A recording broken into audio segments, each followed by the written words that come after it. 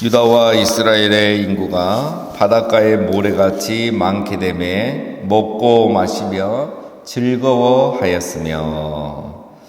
자, 오늘 본문은 솔로몬과 이스라엘의 나라가 하나님의 얼마나 이 큰 은혜와 축복을 받았는가를 기록하고 있습니다. 자, 먼저 보면은 유다와 이스라엘의 인구가, 자, 어제는 온 이스라엘이라고 이렇게 나왔죠. 그러니까 이스라엘 모든 12지파의 인구를 말합니다. 자, 인구가 바닷가의 모래와 같이 많게 되었다라는 거죠. 여러분, 예나 지금이나 인구가 많은 것은 축복이죠. 요즘 우리나라 고민이 뭡니까? 인구가 줄어가는 게 지금 국가적인 과제가 된, 누가 이런 일이 있을 줄 상상이나 했겠습니까? 우리 부산 같은 경우는 지금 인구가 급격하게 줄고 가장 우리나라에서 가장 빠른 고령화 도시가 지금 되어가고 있지 않습니까? 이런 인구 문제를 고민할 줄 누가 알았겠습니까? 인구가 많다는 것은 여러 가지 면에서 축복입니다. 자, 특별히 이스라엘 민족에게는 인구가 많다는 건 더 축복이죠. 왜냐하면 이스라엘이라는 나라는 하나님이 이 세상에 한 민족을 세우기 위해서, 하나님 나라를 보여줄 수 있는 한 민족을 세우기 위해서 아브라함 한 명에서 시작했잖아요. 하나님께서 아브라함을 부르셔서 그를 통해서 큰 민족을 이루겠다고 하셨는데, 시간이 지나도 아들 하나 태어났고, 그 다음에 이제 야곱 시대에 겨우 70명 됐고, 70명 됐는데 애굽에 가서 살게 되고, 어느 순간 총리의 가족으로 갔지만 노예로 살게 되면서 430년을 거기서 살았죠. 그러다가 인구가 70명으로 갔던 인구가 200만 명이 넘는 그런 인구가 돼서 애굽에서 나왔습니다. 그렇게 해서 이제서야 어떻게 됩니까? 셀 수 없는, 바닷가의 모래와 같이 셀 수 없는 큰 민족이 되었다는 거예요. 자, 이스라엘 민족에게 있어서 인구가 이렇게 많아졌다는 것은 축복이면서 동시에 더 중요한 의미가 있죠. 하나님께서 아브라함에게 하신 약속이 드디어 성취되었다라는 말씀입니다. 그래서 인구가 셀 수 없이 많다 이렇게 표현해도 되는데, 바닷가의 모래와 같이 많다 이렇게 표현한 이유가 뭐겠습니까?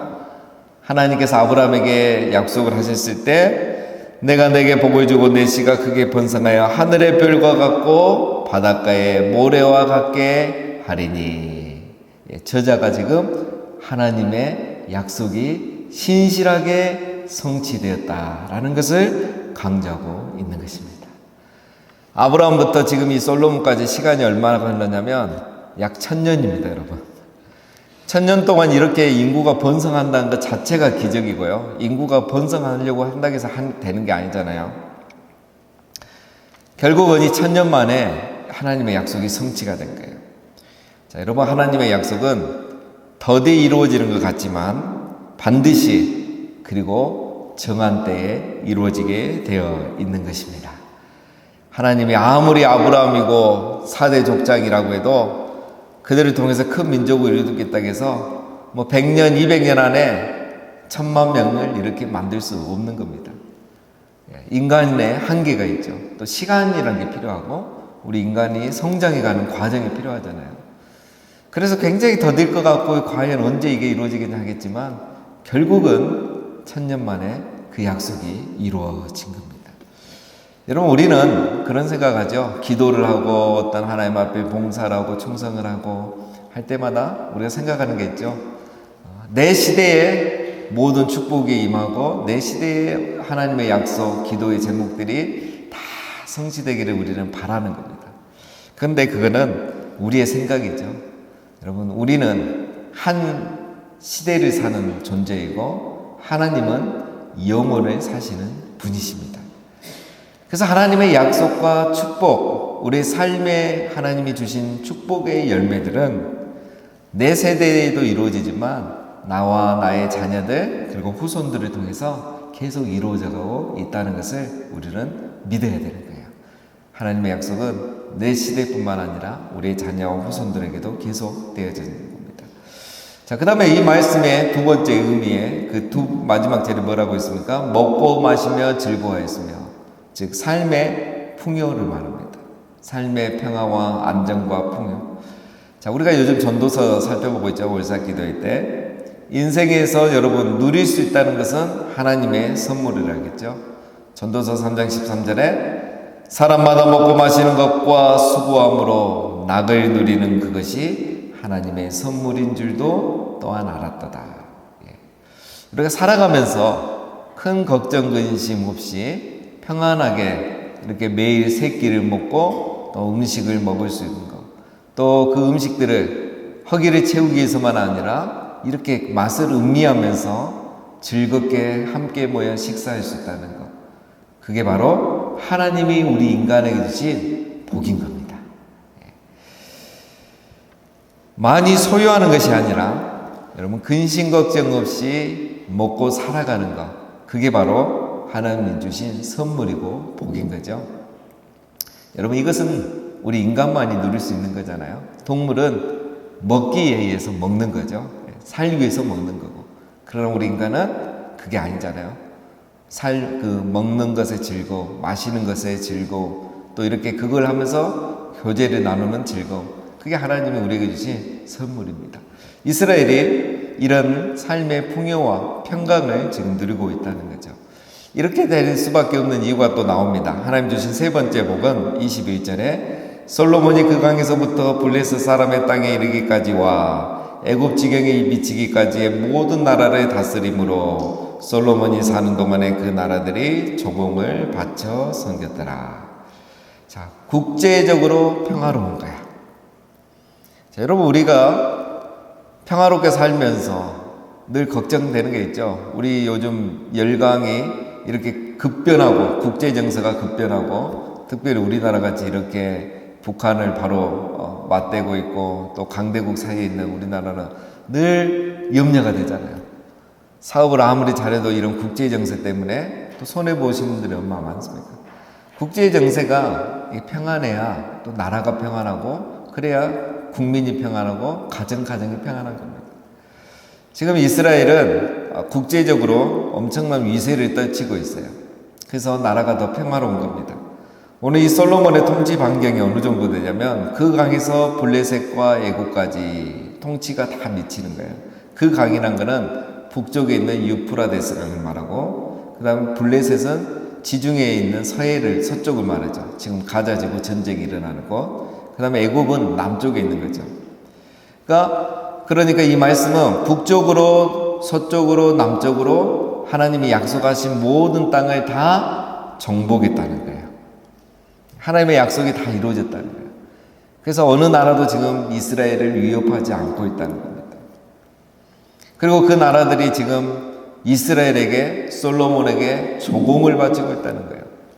이것도 놀라운 것이, 여러분 원래 정주국의 왕이 죽으면 이제 그 속국들은 배신을 하거나 조공을 바치지 않죠.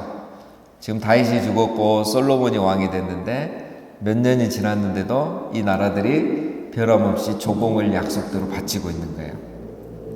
물론 나중에 그 소바와 에돔이라는 나라가 이제 배반을 합니다. 배신하는데 그것은 이제 솔로몬이 죄를 지었기 때문에 그렇게 배신하는 거죠.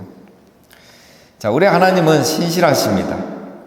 아브라함에게 하셨던 약속을 다 지켜주시죠. 그래서 모든 나라를 다 이렇게 정복하고 그 나라들이 조공을 바치게 되고, 그래서 이스라엘은 더 평화롭게 이렇게 살 수 있게 된 거죠. 자, 네 번째 축복. 그러니까 이제 외부가 평안하니까 내부가 부유해지겠죠. 어느 정도로 부유해졌냐면 22절에 솔로몬의 하루의 음식은 가루 밀가루 30고루요, 굵은 밀가루가 60고루요, 살찐 소가 10마리요, 초장의 소가 20마리요, 양이 100마리며 그의 수사슴과 노루와 암사슴과 살찐 새들이었더라. 자, 솔로몬이 하루 먹는 음식의 양입니다. 밀가루가 30고루, 6,600리터예요. 굵은 밀가루는 60고루, 13,200리터. 대단하죠. 살찐 소, 이건 사육한 소를 말하는데 10마리, 초장의 소가 20마리, 양이 100마리, 암수, 사슴의 살찐 새들의, 이건 물론 솔로몬이 혼자 다 먹었단 말 아닙니다. 이 왕궁에서 하루 소비되는 음식이 이 정도였다는 거예요. 이거는 사실 지금 봤을 때는 낭비죠. 너무 과하죠. 그러나 이 정도로 넘쳤다는 거예요. 이게 과하다고 생각하지 않을 정도로 넘쳤다는 거죠. 자, 그 다음에 국내의 평화와 안정을 말합니다. 24절에 솔로몬이 그 강 건너편을 딥사에서부터 가사까지 모두 그 강 건너편의 왕을 모두 다스림으로 그가 사방에 둘린 민족과 평화를 누렸으니 솔로몬이 사는 동안에 유다와 이스라엘이 단에서부터 브엘세바에 이르기까지 각기 포도나무 아래와 무화과 나무 아래서 평안히 살았더라. 자, 이거는 이제 여러분 대외적으로 평화로우니까 이제 대내적으로도 평화롭게 된 걸 말하죠. 보면은 이제 그 강 건너편 이거 보면은 이제 그 유프라데스 강 넘어서도 이제 모두 북쪽으로 동쪽으로 다 모든 나라를 다스렸다는 거예요. 그 나라들이 다 민족과 그 사방에 둘린 민족과 평화를 누렸으니 국제 정세가 완전히 이제 안정이 된 거죠. 그러니까 어떻게 됩니까? 25절에 솔로몬이 사는 동안 유다와 이스라엘이 단에서부터 브엘세바까지 우리로 하면 백두에서 한라까지를 말하죠. 온 이스라엘에서 각기 포도나무 아래와 무화과 나무 아래서 평안히 살았더라. 이 말은 풍요를 누리며 살았다는 거예요. 포도나무의 열매를 먹고 무화과 나무의 열매를 먹고 근심 걱정 없이 평안히 살았더라 라는 거죠. 지금 우리나라 시대에 제일 부러운 말씀이죠. 자, 그 다음에 26절에 보면 솔로몬의 병거의 말 외양간이 4만이요 마병이 22,000명이요 그 지방관장들은 각각 자기가 맡은 달에 솔로몬 왕과 왕의 상에 참여하는 모든 자를 위하여 먹을 것을 공급하여 부족함이 없게 하였으며 또 그들이 각기 직무를 따라 말과 준마에게 먹일 보리와 꼴을 그 말들이 있는 곳으로 가져왔더라. 자, 여러분 병거의 말 있는 외양까지 4만 개 마병이 12,000명 어마어마하죠. 그런데 이거 먹고 이렇게 키워야 되는데 그것도 걱정할 필요가 없어요. 어제 말씀에 보면은 이제 각 지방에서 매년 한 달씩 왕실에 사용될 음식을 세금을 갖다 냈는데 오늘은 보니까 왕실에 먹을 세금만 낸 게 아니라 뭡니까? 이 말들의 식량까지 지방에서 다 갖다 바쳤다. 이 말들을 귀하게 여긴 것도 있겠지만 이 말이 곧 마병 이게 이제 국방력이잖아요. 오늘 우리로 말하면. 그래서 이런 우리로 말하면 국방세죠. 이것까지 다 냈다는 겁니다. 그만큼 백성들이 왕을 사랑하고 존경하고 충성했다는 걸 말해주고 있죠. 자, 마지막 축복이 뭐죠? 솔로몬의 지혜입니다. 29절. 하나님이 솔로몬에게 지혜와 총명을 심히 많이 주시고 또 넓은 마음을 주시되 바닷가에 모래같이 하시니 솔로몬의 지혜가 동쪽 모든 사람의 지혜와 애굽의 모든 지혜보다 뛰어난지라. 그는 모든 사람보다 지혜로워서 예스라 사람의 당과 마울의 아들 헤만과 갈골과 다르바보다 나음으로 그의 이름이 사왕 모든 나라에 들렸더라. 자, 솔로몬이 굉장히 이제 지혜로웠다는 걸 말하죠. 하나님이 솔로몬에게 지혜와 총명을 주셨기 때문에. 그리고 듣는 마음을 주셨다는 거죠. 그래서 솔로몬의 지혜가 바닷가의 모래와 같다. 또 이렇게 표현하죠. 이 말은 그 지혜가 광범위하고 끝이 없다는 거예요. 그래서 얼마나 지혜로웠냐면 여기 이제 31절에 여러 사람들의 이름이 나오죠. 이 사람들은 이제 그 시대의 지혜자들을 말해요. 오늘 우리가 아는 뭐 유명한 철학자들이 있잖아요. 뭐 소크라테스, 이런 플라톤, 이제 그 시대에 이런 사람들과 같은 이 지혜자들의 이름이 여기에 나왔죠. 근데 솔로몬은 이 사람들보다 더 지혜로웠다는 거예요. 그래서 어느 정도입니까? 32절부터 보면 그가 잠언 3,000가지를 말하였고 그의 노래는 1,005편이며 그가 또 초목에 대하여 말하되 레바논의 백향목으로부터 담에 나는 우슬초까지 하고 그가 또 짐승과 새와 기어다니는 것과 물고기에 대하여 말한지라. 사람들이 솔로몬의 지혜를 들으러 왔으니 이는 그의 지혜의 소문을 들은 천하 모든 왕들이 보낸 자들이더라. 솔로몬이 그 당시 지혜자들보다 더 지혜로워서 잠언을 3,000가지, 노래를 1,005편을 지었다는 거죠. 여러분 대단하죠? 우리는 평생 책 한 권 쓰기 힘든데 뭐 가운 하나 정하는 것도 힘들잖아요. 그래서 막 그냥 이렇게 잘 살자, 열심히 살자 이렇게 하잖아요. 근데 잠언을 3,000개, 노래를 1,005개를 지었다는 거는 대단한 겁니다, 여러분. 자, 이거는 이제 하나님께서 솔로몬에게 바닷가의 모래와 같은 그런 지혜와 청명과 듣는 마음을 주셨기 때문에 레바논의 백향목에 이르서부터 우슬초까지 짐승에까지 모든 정말 백과사전적인 지식을 다 가진 그런 왕이 되었고, 그래서 전 세계에서 이 지혜를 듣고자 해서 각 나라의 왕들이 지혜자들을 보내서 솔로몬에게 배우게 했다는 겁니다. 자, 오늘 이 말씀 우리가 이제 하나님이 이스라엘과 솔로몬에게 주신 놀라운 축복을 살펴봤습니다. 자, 그러나 오늘 본문은 솔로몬의 위대함을 말하고 있는 것은 아닙니다. 오늘 본문이 우리에게 말해주고자 하는 첫 번째는 하나님은 신실하시다. 하나님은 신실하시다. 솔로몬이 위대해서, 다윗이 위대해서 이렇게 국제의 정세가 안정이 된 게 아니죠. 하나님께서 아브라함과 다윗에게 약속하신 것을 이루는 거예요. 솔로몬 시대 그게 가장 완전하게, 가장 최대치로 이루어진 겁니다. 그 어느 시대도 솔로몬과 같은 시대가 없었죠. 그래서 이 솔로몬의 시대는 이제 우리 마지막 우리가 누릴 하나님 나라와 그 천국을 이제 암시하기도 하는 겁니다. 자, 그래서 이 결과는 뭐냐? 하나님은 신실하셔서 그의 약속을 반드시 이루신다는 거예요. 약속이 여러분 더딘 것 같지만 시간과 역사 속에서 하나님의 약속은 이루어져 가고 있는 줄 우리는 믿습니다. 이런 믿음이 필요해요. 예수 그리스도께서 하신 약속, 구약에 있는 모든 약속들, 그 중에 아직 이루어지지 않는 약속들이 여러분, 우리가 이 세상을 보면 전혀 이루어지지 않고 가능성이 없어 보이지만 아닙니다. 시간과 역사 속에 이루어져 가고 있는 것입니다. 아브라함과 다윗에게 했었던 약속이 솔로몬 시대에 이루어졌던 것처럼 이제 그 하나님의 나라가 솔로몬 시대에 맛만 보여준 이 하나님의 나라 그 성취가 이제는 우리 주 예수님께서 다시 오시는 재림의 날에 온전하게 이루어지는 것입니다. 우리 주님 다시 오신다고 약속하신 지 2000년이 지났지만 아직 이루어지지 않았다고 해서 이루어지지 않는 게 아닙니다. 이 아브라함에게 하신 약속도 1000년이면 이루어졌습니다. 예수님의 약속, 이것도 곧 언젠가는 이루어지는 것입니다. 그래서 우리에게는 이런 믿음이 필요하고요. 그 다음에 우리 개인적으로 적용했을 때 나와 우리 가정에 주신 약속들, 자, 이런 것도 우리 교회를 향한 하나님의 약속들, 이런 관점으로 내 시대에 다 이루어진 게 아니라 하나님께서 시간과 역사 속에서 이루어간다는 걸 믿으시고 우리 자녀들을 위해서, 우리 교회를 위해서 우리가 계속 기도하면 되는 것입니다. 두 번째는, 자, 이렇게 나라가 평안한 이유가 있습니다. 솔로몬이 하나님 앞에 바로 서 있을 때 나라가 평안하고 국제적으로 평화로웠다는 것입니다. 여러분, 하나님이 다스리는 나라가 바로 이런 나라예요.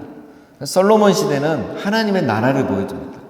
하나님의 통치가 온전히 이루어졌을 때 한 나라가 어떻게 살고 한 나라의 백성들이 어떻게 되는가, 그 국제 정세가 어떻게 되는가, 하나님 나라의 모형을 잠시 맛본 것이 바로 이 솔로몬 시대입니다.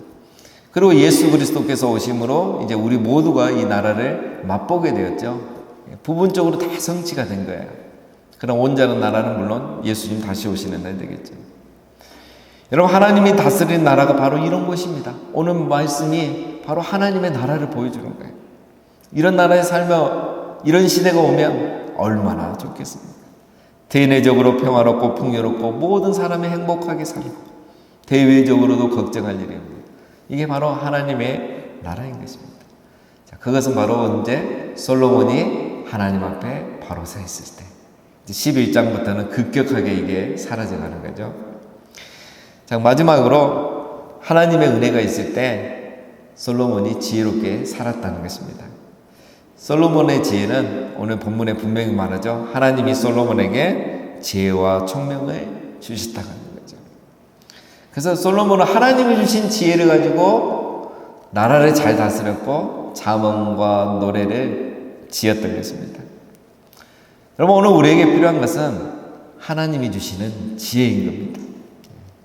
하나님이 우리에게 지혜를 주실 때 우리에게 주어진 사명과 직분을 잘 감당할 수 있는 것입니다. 내가 정말 하나님 뜻대로 살고자 해서 솔로몬이 마치 듣는 마음을 구했던 것처럼 우리가 정말 하나님 뜻대로 살기 위해서 하나님의 은혜를 구할 때, 그래서 하나님 우리에게 은혜를 주시고 지혜를 주시고 또 필요한 은혜들을 주실 때 우리가 그런 평안의 시대를 맞이할 수 있는 것입니다. 그랬을 때 우리가 하나님 앞에 바로 서게 되고, 그리고 내가 평안하게 되고 우리의 가정과 교회와 나라가 평안하게 되고 복을 누리게 되는 것입니다.